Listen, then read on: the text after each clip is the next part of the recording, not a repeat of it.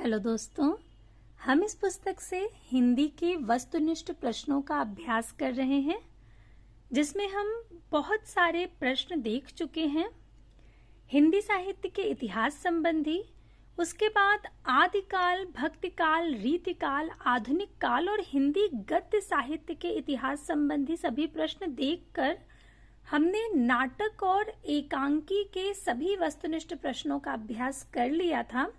और इस समय हम जिन प्रश्नों का अभ्यास कर रहे हैं वे हैं उपन्यास के वस्तुनिष्ठ प्रश्न। तो जहां तक हमने प्रश्न देख लिए थे उसके आगे शुरुआत करेंगे। अगर आप लोगों ने अभी तक पिछले प्रश्नों का अभ्यास नहीं किया है तो आप प्लेलिस्ट के माध्यम से पिछले सभी प्रश्नों का अभ्यास करके अपनी तैयारी को बेहतर बना सकते हैं, क्योंकि हम ऐसा प्रयास करते हैं कि अभ्यास के दौरान जो भी चीजें आपको याद कराई जा सकती हैं उन्हें याद कराया जाए और जो कुछ भी समझाने योग्य है उसे समझाकर तब प्रश्न को हल कराया जाए। तो अगर आप लोग एक बार सारे प्रश्नों का अभ्यास कर लेंगे तो आपको न सिर्फ आगे के प्रश्न समझने में आसानी रहेगी, बल्कि आपको जल्दी याद भी होगा, क्योंकि आप अगर एक बार सारी चीजों का क्रम से अध्ययन करते हैं तो चीजें आपको ज्यादा याद रहती हैं। तो अभी आप लोगों को आगे प्रश्न देखना है। जहां तक आपने देख लिया था उसके आगे पिछले प्रश्नों का अभ्यास करने के लिए प्लेलिस्ट का जो लिंक है वो आपको डिस्क्रिप्शन बॉक्स में मिल जाएगा और वहीं आपको टेलीग्राम चैनल का लिंक भी मिल जाएगा। आप उससे टेलीग्राम चैनल से जुड़ सकते हैं। तो अभी हम देखते हैं प्रश्नों को आगे। जहां तक देख लिया था उसके आगे यहाँ पर हमने प्रश्न संख्या 700 तक देख लिया था कि नई पौध के लेखक कौन है, तो नागार्जुन। अगला प्रश्न है कि मृगनयनी किसके द्वारा रचित है। मृगनयनी जो उपन्यास है ये वृंदावन लाल वर्मा जी का है और इसे हम कई बार देखते चले आ रहे हैं कि ये बहुत बार पूछा गया है। पिछली क्लास में भी हमने देखा था मृगनयनी उपन्यास किसी परीक्षा में पूछा गया था और यहाँ भी देखिए यूपी पीजीटी में पूछा गया, मध्य प्रदेश की परीक्षा में पूछा गया। तो इसे आप याद कर लीजिए खूब अच्छे से कि मृगनयनी जो उपन्यास है वो किसका है, वृंदावन लाल वर्मा का। तो इसे कैसे याद रख सकते हैं, एक तरीका जो मुझे समझ में आ रहा है कि यहाँ पर शब्द पर ध्यान दीजिए। शब्द है मृग नयनी। तो मृग शब्द का अर्थ होता है हिरन। मृग शब्द का अर्थ हो गया हिरन, और हिरन कहाँ मिलते हैं, वन में।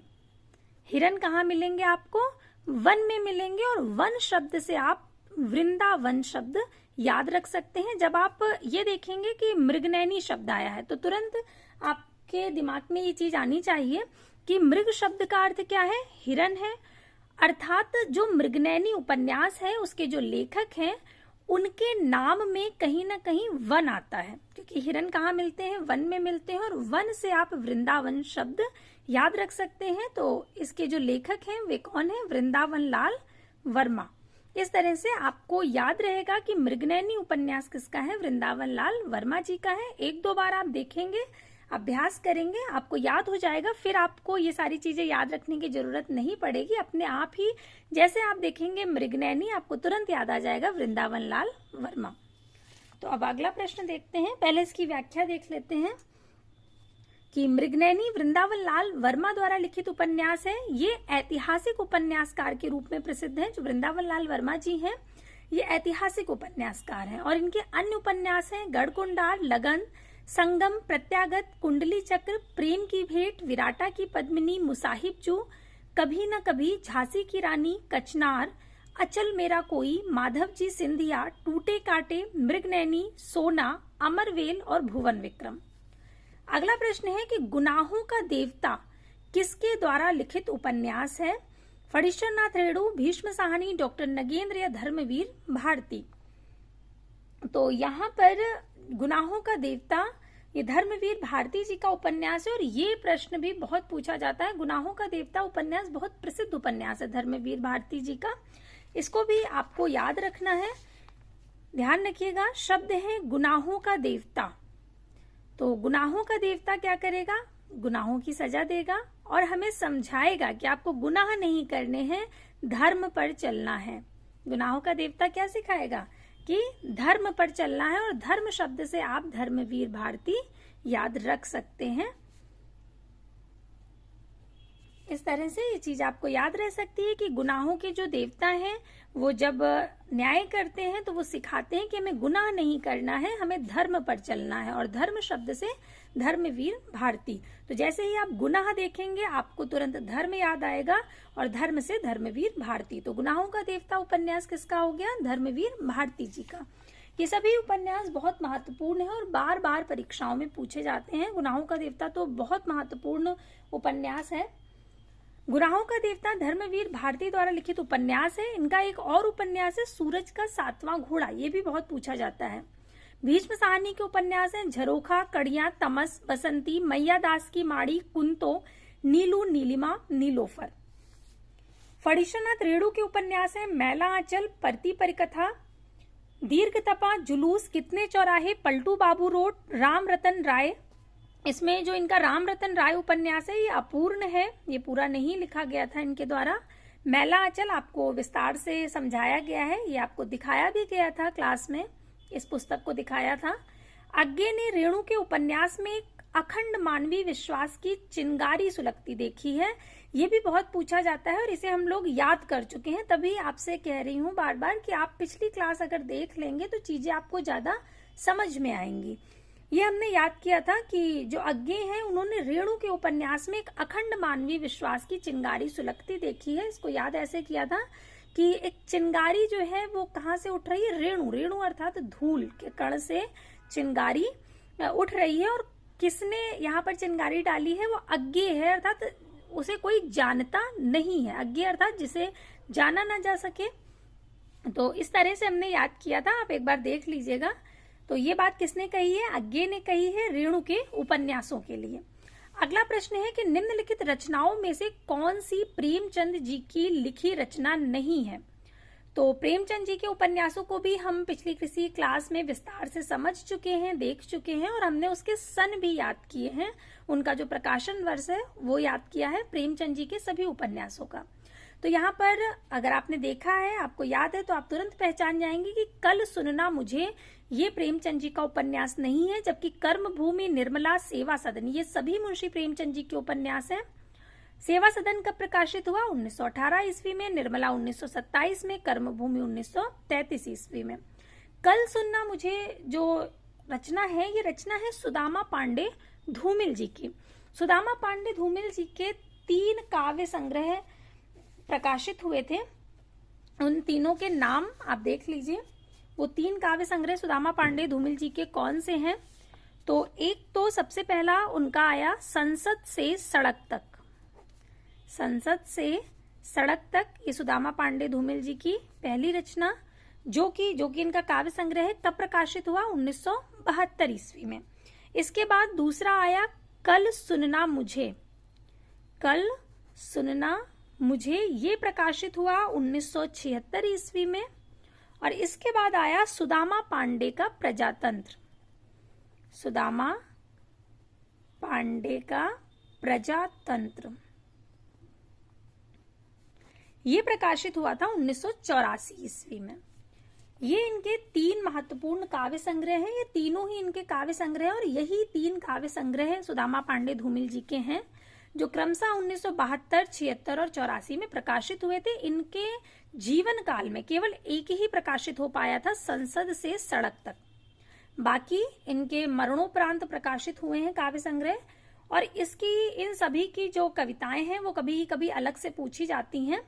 तो लेकिन मेन इनके जो 3 काव्य संग्रह हैं वो यही हैं। कविताओं के नाम अलग से पूछे जाते हैं, जैसे इनकी मोचीराम कविता, जो कि बहुत महत्वपूर्ण है और परीक्षाओं में पूछी जाती है कि मोचीराम कविता किसकी है, तो सुदामा पांडे धूमिल जी की। ये सारे जो तथ्य हैं ये भी आपको जानने बहुत जरूरी है, क्योंकि ये भी पूछे जाते हैं। अभी जब आप आगे प्रश्न देखेंगे तब आप उसमें देखेंगे कि सुदामा पांडे धूमिल जी से संबंधित जो प्रश्न हैं वो बहुत पूछे जाते हैं। तो ये 3 काव्य संग्रह अभी आपको ध्यान रखने हैं, संसद से सड़क तक, कल सुनना मुझे और सुदामा पांडे का प्रजातंत्र।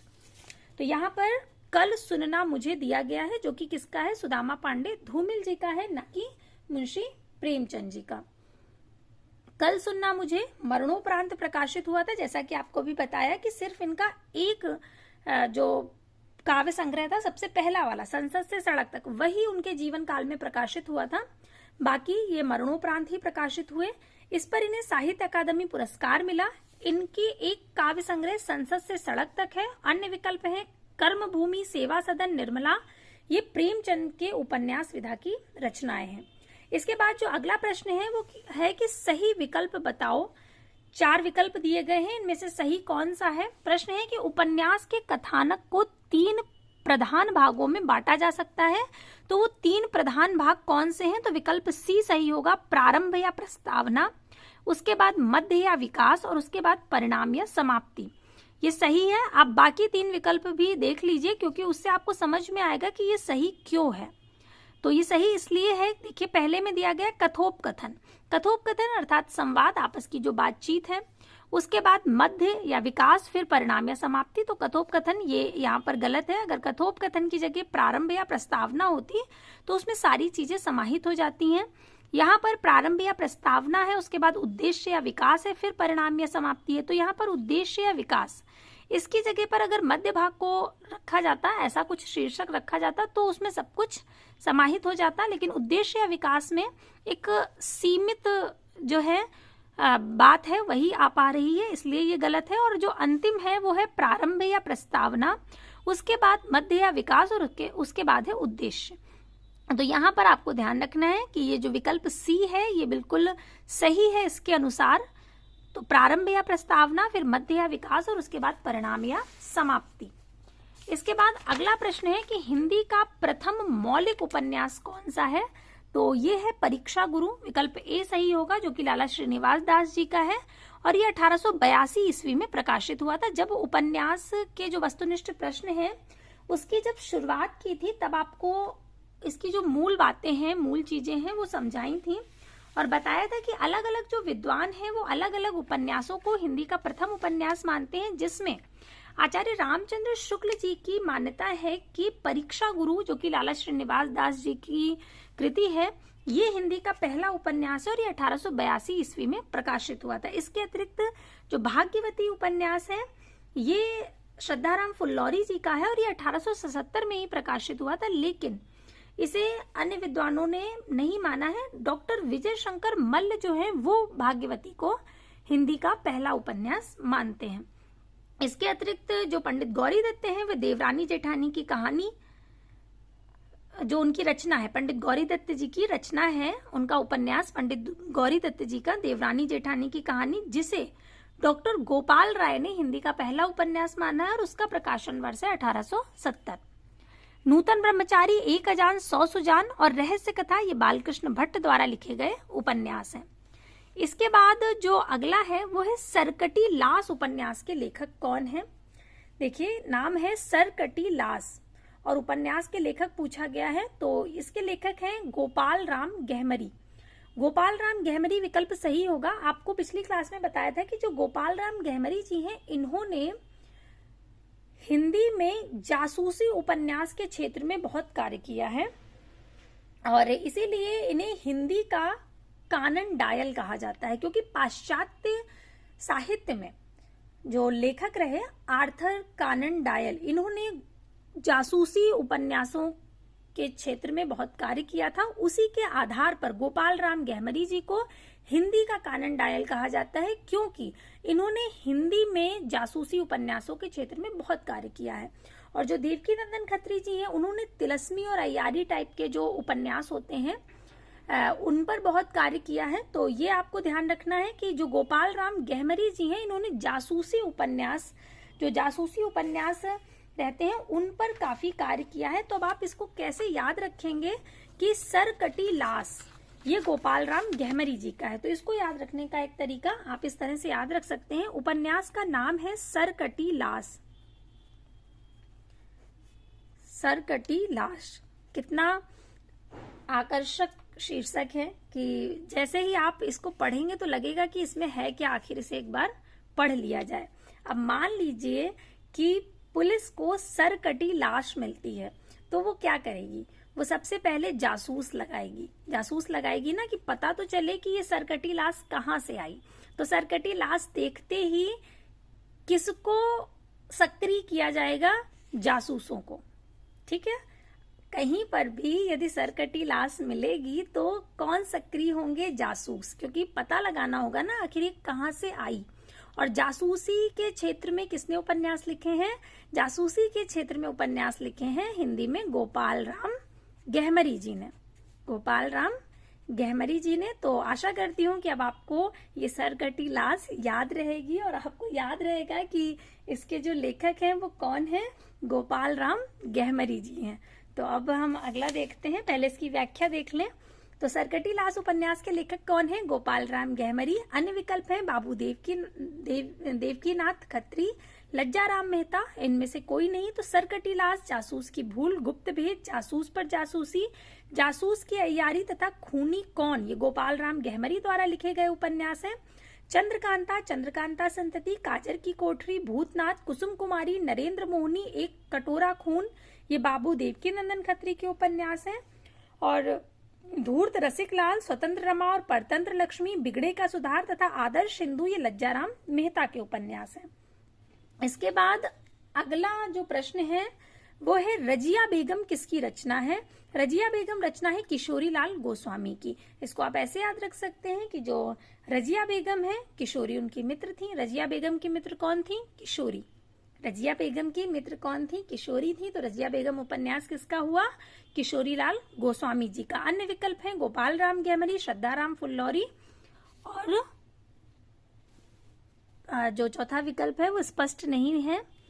तो रजिया बेगम, जिंदे की लाश, तिलस्मी शीश महल, लीलावती, मस्तानी, सुख शर्बरी, प्रेममयी, लवंगलता, कुसुम कुमारी, त्रिवेणी, तारा, अंगूठी का नगीना आदि किशोरी लाल गोस्वामी जी के उपन्यास हैं। भाग्यवती श्रद्धाराम फुल्लौरी का है। और सरकटी लाश, जासूस की भूल, जासूस पर जासूसी, गुप्त भेद, खूनी कौन, जासूस की अय्यारी, ये सब गोपाल राम गहमरी जी द्वारा लिखे गए उपन्यास हैं। अगला जो प्रश्न है उसमें है कि नूतन ब्रह्मचारी ये क्या है? नाटक है, कहानी है या उपन्यास है? तो नूतन ब्रह्मचारी ये एक उपन्यास है, विकल्प बी सही होगा।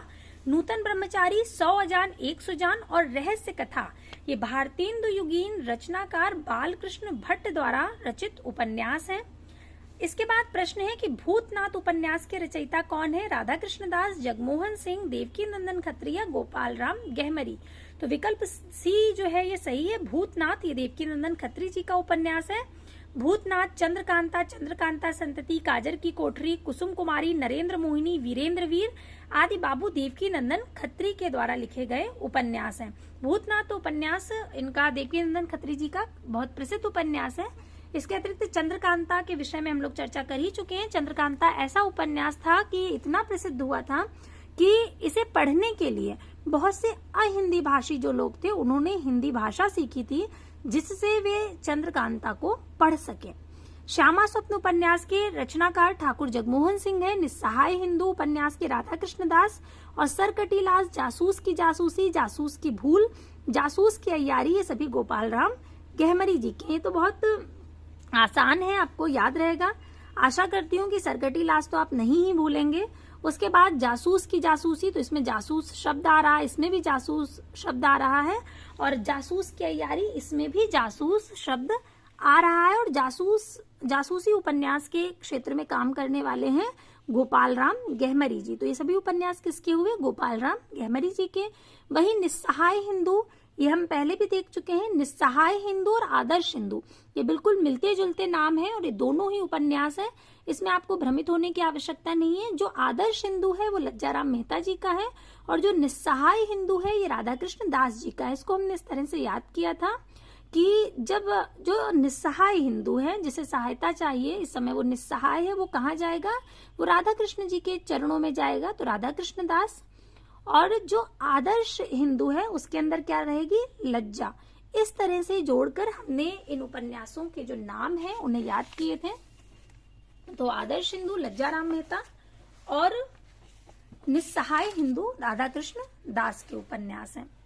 अगला प्रश्न है कि धनिया और झुनिया प्रेमचंद के किस उपन्यास के पात्र हैं? गबन के, कर्मभूमि के, गोदान के या प्रेमाश्रय के?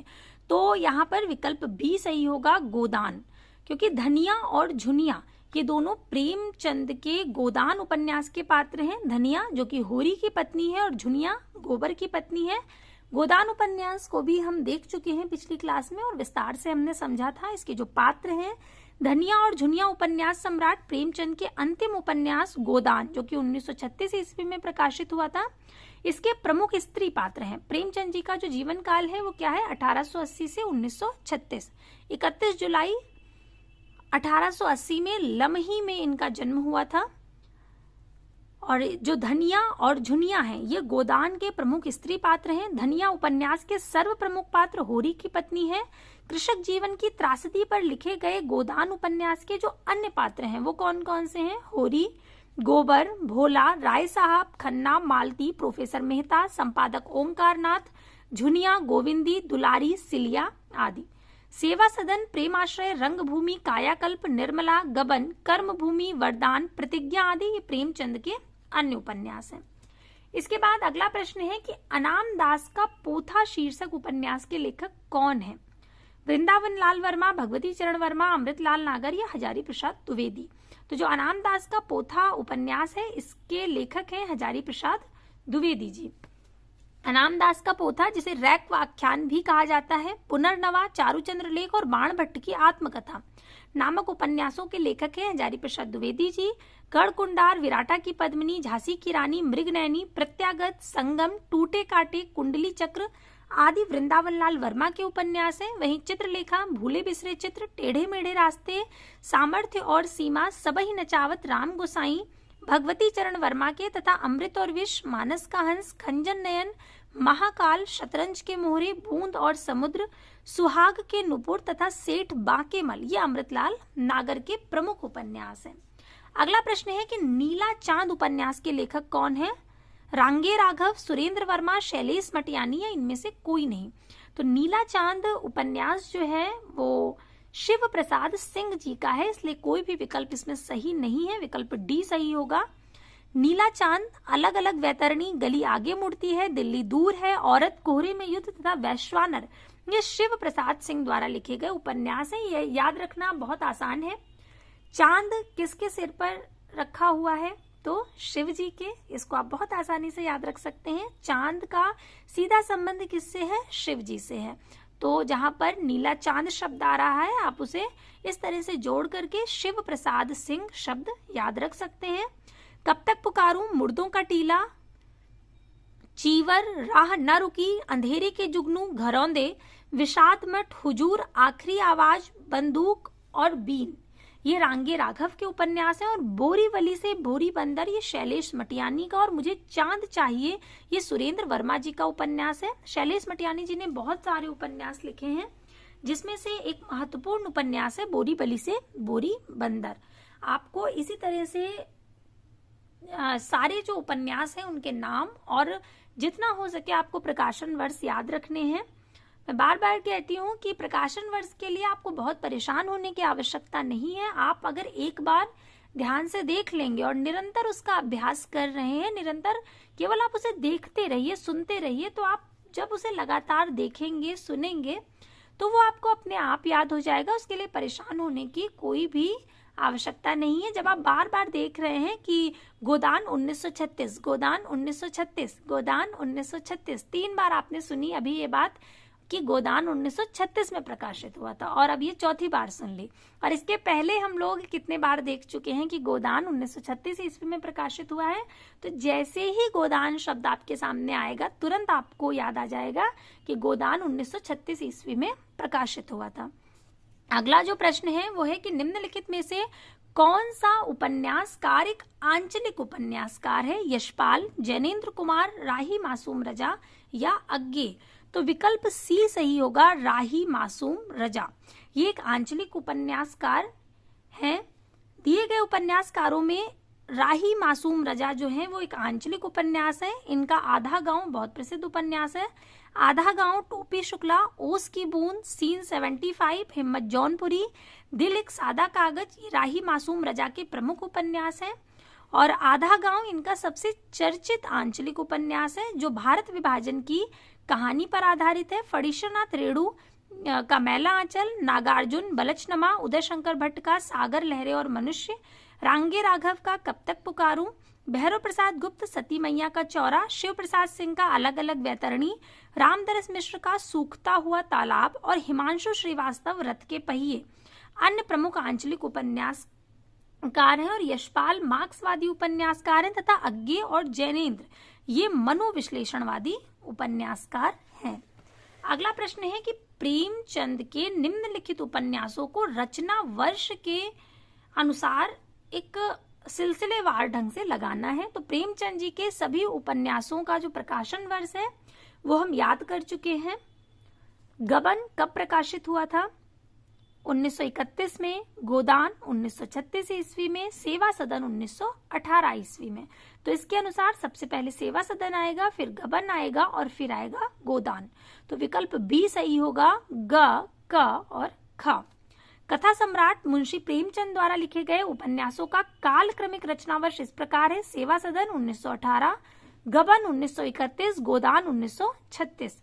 प्रेमचंद द्वारा लिखे गए अन्य उपन्यास जो हैं वो प्रेमाश्रम 1922 ईस्वी, रंगभूमि 1925 ईस्वी, कायाकल्प 1926 ईस्वी, निर्मला 1927 ईस्वी, कर्मभूमि 1932 ईस्वी, प्रतिज्ञा 1929 ईस्वी और वरदान 1921 ईस्वी में प्रकाशित हुआ था। तो ये जो मुंशी प्रेमचंद जी के उपन्यास हैं, इन्हें इनका जो क्रम है वो आपको ध्यान रखना है। इसमें कर्मभूमि का प्रकाशन वर्ष 1933 होगा, ये ध्यान रखिएगा यहाँ पर।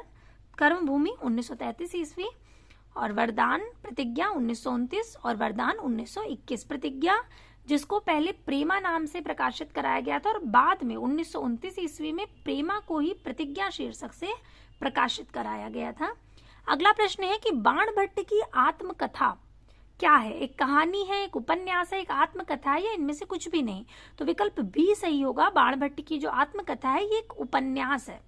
बाणभट्ट की आत्मकथा आचार्य हजारी प्रसाद द्विवेदी द्वारा लिखित एक उपन्यास है। इनके द्वारा लिखे गए अन्य उपन्यास अनाम दास का पोथा, पुनर्नवा और चारुचंद्र लेख है। विश्व का प्रथम उपन्यास किसे माना जाता है? विश्व का प्रथम उपन्यास माना जाता है कादम्बरी को। विकल्प बी सही होगा। अन्य विकल्प है अभिज्ञान शाकुंतलम, जेनजी की कहानी और इंदुलेखा। बाणभट्ट की कादम्बरी को विश्व का प्रथम उपन्यास माना जाता है, परंतु कुछ लोग हैं वो जापानी भाषा में लिखा गया जो जेनजी की कहानी नामक उपन्यास है उसे दुनिया का पहला उपन्यास मानते हैं और इसे मुरासाकी सिकुबी नामक एक महिला थी, उन्होंने लिखा था। लेकिन यहाँ पर भी मतभिन्नता है, कुछ लोग कादम्बरी को मानते हैं और कुछ लोग जापान की जो जेनजी की कहानी है उसे मानते हैं। तो यहाँ पर विकल्प बी सही माना गया है, तो कादम्बरी यहाँ विकल्प बी सही होगा। अगला प्रश्न है कि चतुरी चमार उपन्यास किसका है? तो ये सूर्यकांत त्रिपाठी निराला जी का उपन्यास है। विकल्प बी सही होगा। अन्य विकल्प है प्रेमचंद, भगवती चरण वर्मा और जैनेन्द्र। चतुरी चमार बिल्लेश्वर बकरियां, कुल्ली भाट, प्रभावती, अलका, अप्सरा, निरुपमा तथा काले कारनामे महाप्राण सूर्यकांत त्रिपाठी निराला द्वारा रचित उपन्यास है। ये सभी उपन्यास निराला जी के हम पहले भी देख चुके हैं पिछली क्लास में। चतुरी चमार इनका महत्वपूर्ण उपन्यास है। अगला प्रश्न देखते हैं।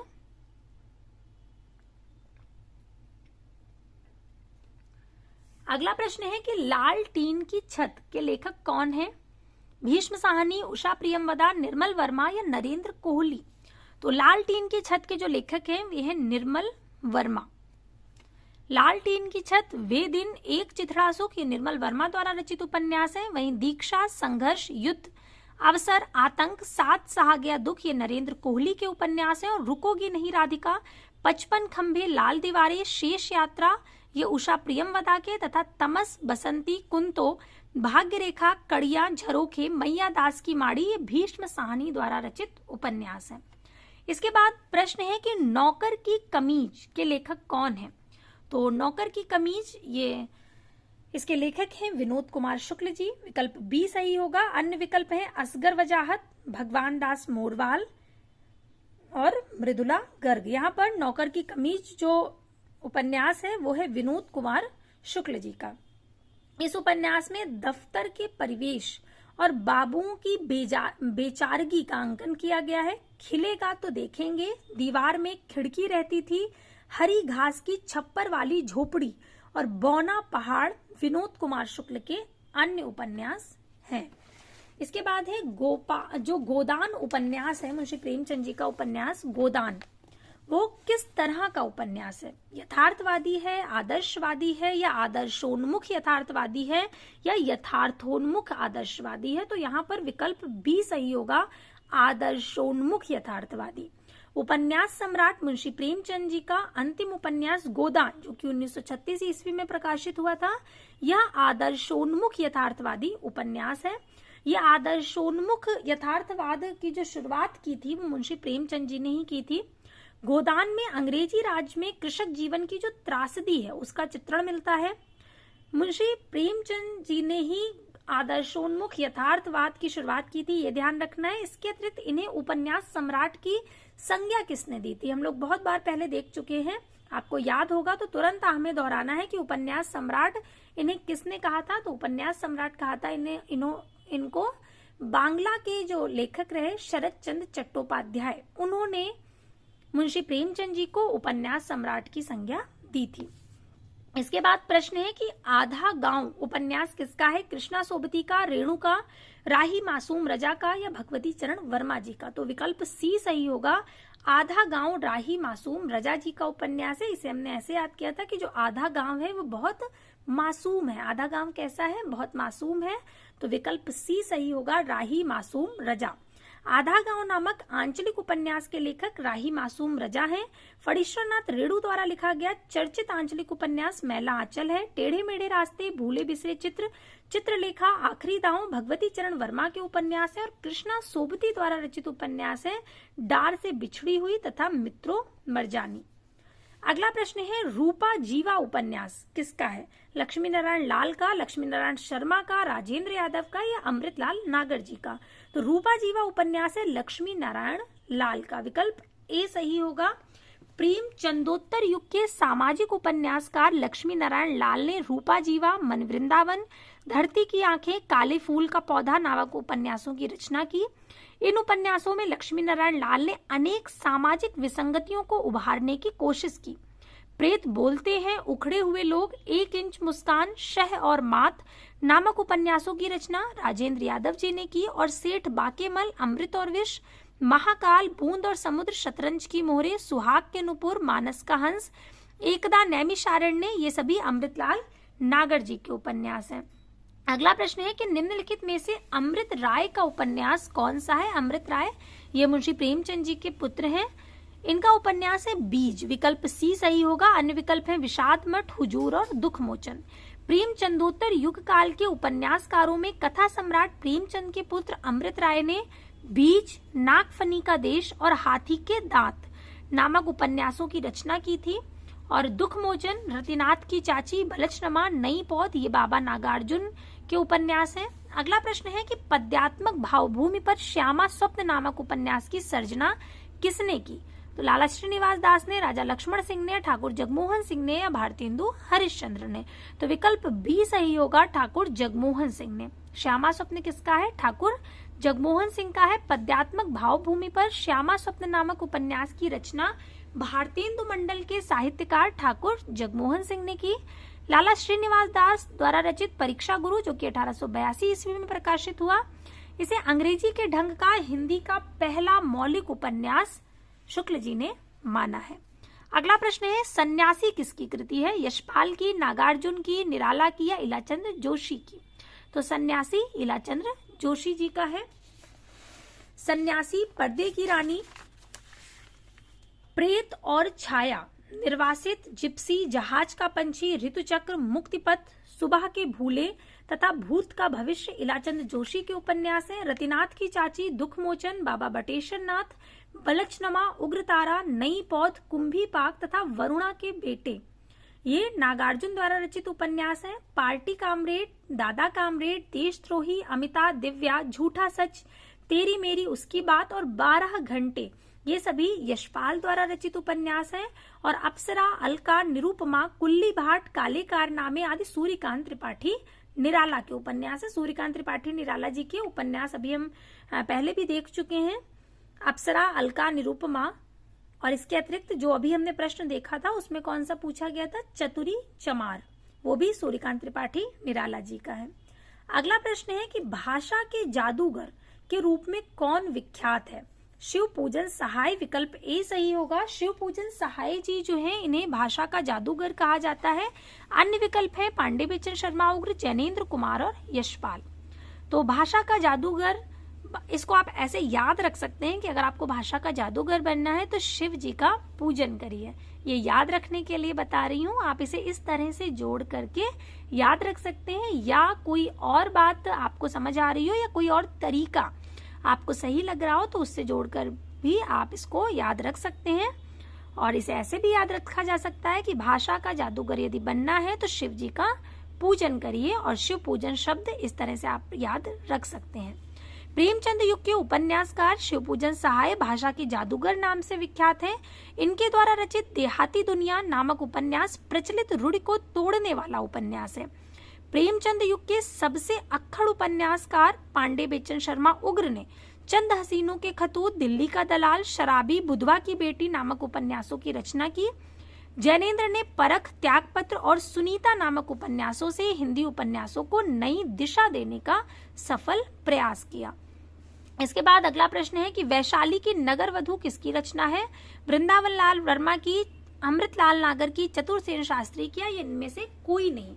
तो इसे हमने ऐसे याद किया था कि जो वैशाली की नगर वधू है वो कैसी है, बहुत चतुर है। तो इस तरह से हमने जोड़ करके इसको याद किया था कि वैशाली की नगर वधू चतुरसेन शास्त्री जी का उपन्यास है। वैशाली की नगर वधू, वयम रक्षामः, सोमनाथ, आलमगीर, सोना और खून, रक्त की प्यास, आत्मदाह, अमर अभिलाषा, मंदिर की नर्तकी, नरमेघ, अपराजिता आदि आचार्य चतुरसेन शास्त्री द्वारा रचित उपन्यास है। और वृंदावन लाल वर्मा के प्रमुख उपन्यास है मृगनयनी, गढ़कुंडार, विराटा की पद्मिनी, झांसी की रानी, टूटे काटे, प्रत्यागत, कुंडली चक्र आदि। बूंद और समुद्र, सुहाग के नुपुर, अमृत और विष, मानस का हंस, खंजन नयन, महाकाल, शतरंज के मोहरे, करवट, नाच्यो बहुत गोपाल, ये सभी किसके हैं, अमृतलाल नागर जी के प्रमुख उपन्यास है। जिसमें हमने देखा था कि जो मानस का हंस है 1972 ईस्वी में प्रकाशित हुआ था, और इसमें उन्होंने तुलसीदास जी की जीवनी को लिया है, और खंजन नयन में सूरदास जी की जीवनी है उसको वर्णित किया है। अगला प्रश्न है कि नूतन ब्रह्मचारी कृति के लेखक कौन है। लाला श्रीनिवास दास, बाल मुकुंद गुप्त, किशोरी लाल गोस्वामी या बालकृष्ण भट्ट। तो नूतन ब्रह्मचारी जो कृति है वो बालकृष्ण भट्ट जी की है, विकल्प डी सही होगा।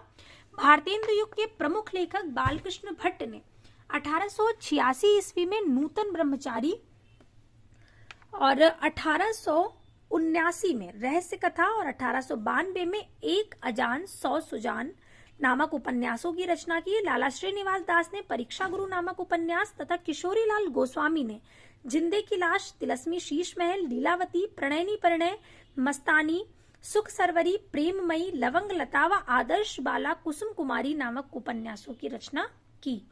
प्रेमचंद द्वारा रचित उपन्यास का नाम क्या है, तो विकल्प बी सही होगा, गोदान। इसके अतिरिक्त आपका बंटी, त्यागपत्र और सूरज का सातवां घोड़ा, इनमें से कोई भी मुंशी प्रेमचंद जी का नहीं है। गोदान मुंशी प्रेमचंद जी का उपन्यास है जो कि कब प्रकाशित हुआ था, 1936 ईस्वी में। आपका बंटी मन्नू भंडारी, त्यागपत्र उपन्यास किसका है, जैनेन्द्र का है। और सूरज का सातवां घोड़ा धर्मवीर भारती जी का उपन्यास है। तो ये सारे ही जो उपन्यास हैं बहुत महत्वपूर्ण है। और गोदान का प्रकाशन वर्ष क्या है, 1936 ईस्वी। अगला प्रश्न है कि गली आगे मुड़ती है के लेखक कौन है। तो गली आगे मुड़ती है ये शिव प्रसाद सिंह जी का उपन्यास है, विकल्प बी सही होगा। अन्य विकल्प है नामवर सिंह अग्गे और मोहन राकेश। गली आगे मुड़ती है, अलग अलग वैतरणी, दिल्ली दूर है, औरत, कोहरे में युद्ध, वैश्वानर, सैलूश, नीला चांद आदि शिव प्रसाद सिंह द्वारा लिखे गए उपन्यास हैं। अंधेरे बंद कमरे, ना आने वाला कल, अंतराल आदि मोहन राकेश द्वारा लिखित उपन्यास हैं। वहीं काला जल का जो कथानक है वो किस समस्या से संबंधित है। काला जल एक उपन्यास है जो कि गुलशेर खां सानी द्वारा लिखा गया है। गुलशेर खां सानी का जो काला जल है वो स्त्री उत्पीड़न से संबंधित है। अन्य विकल्प हैं दलित समस्या, भ्रष्टाचार और सांप्रदायिकता। काला जल उपन्यास का कथानक स्त्री उत्पीड़न समस्या से संबंधित है। काला जल, सांप और सीढ़ी, नदी और सीपियां, कस्तूरी, पत्थरों में बंद आवाज आदि शानी के चर्चित उपन्यास हैं। नेताजी कहिन के लेखक कौन है? तो मनोहर श्याम जोशी, विकल्प डी सही होगा। अन्य विकल्प है रविंद्र कालिया, रविंद्रनाथ त्यागी और श्रीलाल शुक्ल। नेताजी कहिन, कुरु कुरु स्वाहा, हरिया हरकुलिस की हैरानी, हमजात, क्याप आदि मनोहर श्याम जोशी द्वारा लिखे गए उपन्यास हैं। वहीं राग दरबारी, आदमी का जहर, अज्ञातवास, विश्रामपुर का संत, सीमाएं टूटती हैं, पहला पड़ाव आदि श्रीलाल शुक्ल द्वारा लिखे गए उपन्यास हैं। खुदा सही सलामत है, ABCD ये रविंद्र कालिया के उपन्यास हैं। इसके बाद अगला प्रश्न है बंकिम चंद्र का प्रसिद्ध हिंदी उपन्यास कौन सा है? दौड़, बीनू का सपना, कतरा दर बतरा या आनंद मठ। तो जो आनंद मठ है ये बंकिम चंद्र चटर्जी का उपन्यास है और बहुत प्रसिद्ध उपन्यास है, क्योंकि इसी से वंदे मातरम जो हमारा राष्ट्रीय गीत है उसे लिया गया। आनंद मठ बंकिम चंद्र चटर्जी का प्रसिद्ध हिंदी उपन्यास है। इसकी रचना 1882 ईस्वी में की गई और यह एक राजनीतिक उपन्यास है। भारत का राष्ट्रीय गीत वंदे मातरम इसी उपन्यास से लिया गया है। इसके बाद प्रश्न है कि निम्नलिखित उपन्यासों में से प्रेमचंद जी का अंतिम उपन्यास कौन सा है? सेवा सदन, निर्मला, प्रेम आश्रम या गोदान। तो इनमें से जो गोदान है ये अंतिम उपन्यास है, क्योंकि सेवा सदन ये 1918 ईस्वी में प्रकाशित हुआ, निर्मला 1927 ईस्वी में प्रकाशित हुआ और प्रेमाश्रम 1922 में प्रकाशित हुआ और गोदान 1936 ईस्वी में। अगला प्रश्न है कि टेढ़े मेढ़े रास्ते के लेखक कौन है? वृंदावन लाल वर्मा, भगवती चरण वर्मा, विश्वंभर नाथ शर्मा कौशिक या चंडी प्रसाद हृदयेश। तो ये जो टेढ़े मेढ़े रास्ते हैं ये भगवती चरण वर्मा जी का उपन्यास है। इसको आप ऐसे याद रख सकते हैं कि इन टेढ़े मेढ़े रास्तों पर भगवती के चरण पड़े हैं। टेढ़े मेढ़े रास्ते पर किसके चरण पड़े हैं? भगवती के चरण पड़े हैं। इस तरह से आप जोड़ करके याद रख सकते हैं कि टेढ़े मेढ़े रास्ते भगवती चरण वर्मा जी का उपन्यास है। विकल्प बी बिल्कुल सही होगा। टेढ़े मेढ़े रास्ते, भूले बिसरे चित्र, सामर्थ्य और सीमा, चित्रलेखा, सबई नचावत, राम गोसाई, 3 वर्ष, सीधी सच्ची बातें, आखिरी दांव आदि भगवती चरण वर्मा द्वारा रचित उपन्यास है। वहीं झांसी की रानी, मृगनयनी, टूटे काटे, संगम, लगन, प्रत्यागत, कुंडली चक्र आदि वृंदावन लाल वर्मा द्वारा रचित उपन्यास है। और माँ भिखारिणी विश्वंभर नाथ शर्मा कौशिक के उपन्यास है। इसके बाद जो प्रश्न है वो है कि निम्नलिखित में से कौन सा उपन्यास नागार्जुन का नहीं है? बलचनमा, रतिनाथ की चाची, वरुण के बेटे या परती परिकथा। तो परती परिकथा ये फणीश्वरनाथ रेणु जी का है, न कि नागार्जुन जी का। फणीश्वरनाथ रेणु जी के उपन्यासों को हम देख चुके हैं और विस्तार से हमने देखा था और पढ़ा था। तो परती परिकथा फणीश्वरनाथ रेणु जी का है, न कि नागार्जुन जी का। परती परिकथा मैला आंचल, जुलूस, तीर्थ तपा, कितने चौराहे, कलंक मुक्ति, पतिव्रता आदि आंचलिक उपन्यासकार फणीश्वरनाथ रेणु के उपन्यास हैं। वहीं नागार्जुन द्वारा लिखे गए जो प्रमुख उपन्यास हैं वे हैं रतिनाथ की चाची, बलचनमा, वरुण के बेटे, दुख मोचन और बाबा बटेश्वर नाथ। इसके बाद प्रश्न है कि जुलूस उपन्यास के लेखक कौन है? नागार्जुन, मोहन राकेश, कमलेश्वर या फणीश्वरनाथ रेणु। तो जुलूस उपन्यास फणीश्वरनाथ रेणु जी का है। विकल्प डी सही होगा। जुलूस उपन्यास के लेखक फणीश्वरनाथ रेणु हैं। दुख मोचन, रतिनाथ की चाची, बलचनमा, बाबा बटेश्वर नाथ आदि। नागार्जुन के अंधेरे बंद कमरे, अंतराल, ना आने वाला कल आदि। मोहन राकेश के तथा कितने पाकिस्तान, काली आंधी, तीसरा आदमी, सुबह दोपहर शाम, आगामी अतीत आदि कमलेश्वर के प्रमुख उपन्यास हैं। इसके बाद प्रश्न है कि निम्नलिखित में से किस उपन्यास का कथानक भारत पाकिस्तान विभाजन पर आधारित नहीं है? अर्थात 3 उपन्यास ऐसे हैं जो भारत पाकिस्तान विभाजन की पृष्ठभूमि पर लिखे गए हैं और एक उपन्यास ऐसा है जो इस पृष्ठभूमि को आधार बनाकर नहीं लिखा गया है। तो यहाँ पर विकल्प डी सही होगा, कर्म भूमि। अन्य झूठा सच, तमस और आधा गांव ये सभी भारत पाकिस्तान विभाजन की पृष्ठभूमि पर लिखे गए हैं। झूठा सच यशपाल का है जो कि 2 भागों में प्रकाशित हुआ था, 1958 और 1960। वतन और देश का भविष्य, इसे हम पहले बहुत बार देख चुके हैं। तमस भीष्म साहनी जी का है, 1973 में प्रकाशित हुआ था। और आधा गांव राही मासूम रजा जी का उपन्यास है। और जो कर्म भूमि है ये मुंशी प्रेमचंद जी का उपन्यास है। इसका जो कथानक है ये हिंदू मुस्लिम एकता, अछूतोद्वार और दलित किसानों के उत्थान की कथा इसमें मिलती है। बाकी तीनों उपन्यास झूठा सच, आधा गांव और तमस के कथानक जो है वो भारत पाकिस्तान विभाजन पर आधारित है। अगला प्रश्न है कि वयम रक्षामः क्या है? निबंध संग्रह है, काव्य ग्रंथ है, संस्कृत नाट्य है या उपन्यास है? तो जो वयम रक्षामा है ये एक उपन्यास है, विकल्प डी सही होगा। वयम रक्षामा, वैशाली की नगर वधू, सोमनाथ, सोना और खून, रक्त की प्यास, आत्मदाह, अमर अभिलाषा, मंदिर की नर्तकी, नरमेध, अपराजिता और ढहती हुई दीवार आदि चतुरसेन शास्त्री द्वारा लिखे गए उपन्यास हैं। इसके बाद अगला प्रश्न है कि टोपी शुक्ला के लेखक कौन है? टोपी शुक्ला उपन्यास है जो कि राही मासूम रजा जी का है। आधा गांव उपन्यास भी राही मासूम रजा जी का है। अन्य विकल्प है श्रीलाल शुक्ल, मोहन राकेश और मन्नू भंडारी। टोपी शुक्ला, आधा गांव, ओस की बूंद, सीन 75, दिल एक सादा कागज, राही मासूम रजा द्वारा लिखे गए उपन्यास हैं। अंधेरे बंद कमरे में, ना आने वाला कल, अंतराल मोहन राकेश के और राग दरबारी, आदमी का जहर, अज्ञातवास, सीमाएं टूटती हैं, विश्रामपुर का संत, पहला पड़ाव, मकान 76 श्रीलाल शुक्ल के तथा महाभोज और आपका बंटी मन्नू भंडारी जी के उपन्यास हैं। तो आज के लिए हम लोग इतने ही प्रश्नों को रखते हैं। इसके जो आगे के प्रश्न हैं उन्हें हम अगली क्लास में देखेंगे। तब तक के लिए धन्यवाद।